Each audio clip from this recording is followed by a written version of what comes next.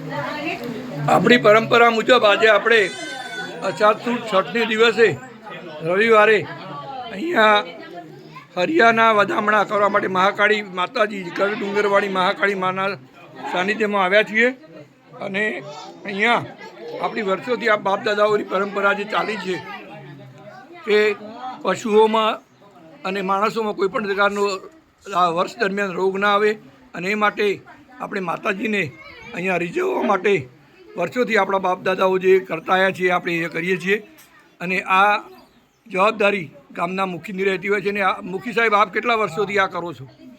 વર્ષોથી 25-30 વર્ષથી 25-30 વર્ષથી એમને પોતે જવાબદારી સંભાળી છે. એમના પહેલાં તમારા એમના ફાધર કરતા હતા. તો આ રીતે મકમભાઈ અહીંયા આના પાછળનું મહત્વ શું છે?